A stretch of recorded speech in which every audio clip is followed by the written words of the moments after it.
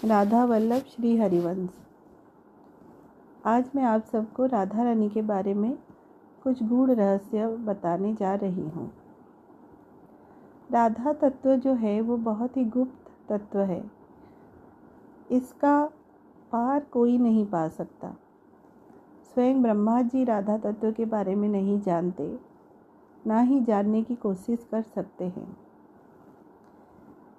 राधा और कृष्ण दोनों में कोई अंतर नहीं है, लेकिन जो राधा रानी है वो स्वामिनी है और कृष्ण भगवान उनके दास्य के रूप में है।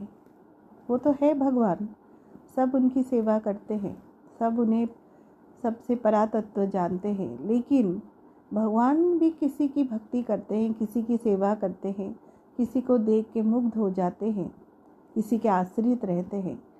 और वो परातत्व जो परातत्व का भी परा है वो है राधा तत्व। यह सबके सामने प्रकाशित नहीं होता। यह जिस पर श्री हरि जी की कृपा होती है वही राधा तत्व के बारे में कुछ जान सकता है। अब मैं आप सबको एक नॉर्मल लोगों के जैसे बताऊंगी। मैं आपको एक भक्त के रूप में नहीं बता रही हूँ, ना कि मैं आपको बोल रही हूँ कि आप समझ लो राधा तत्व क्या है।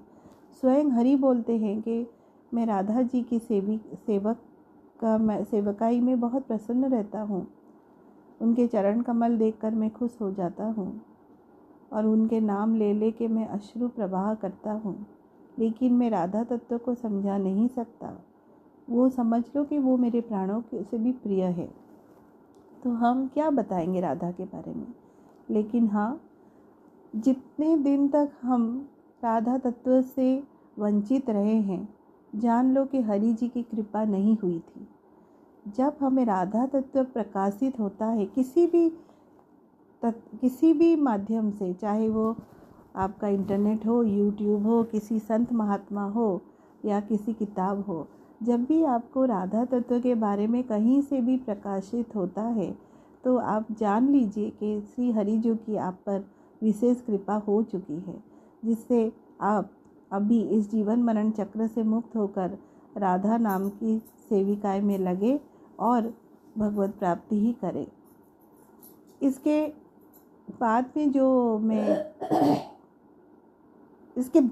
जो मैं प्रवचन दूंगी उसमें मैं आपको और भी डिटेल्स में बताऊंगी कि राधा तत्व को जानने के लिए हमें क्या ज़्यादा करना चाहिए, हम कैसे वृंदावन में जाके समय व्यतीत करें, कुछ दिन कैसे वृंदावन में रहे, बरसाना में रहे और हमें उससे क्या लाभ होता है, और हम अपने जीवन में क्या कर रहे हैं जिससे हमें भगवत प्राप्ति नहीं हो रही है, क्या क्या बाधक है, वो सब डिटेल में मैं आपको नेक्स्ट प्रवचन में बताऊंगी।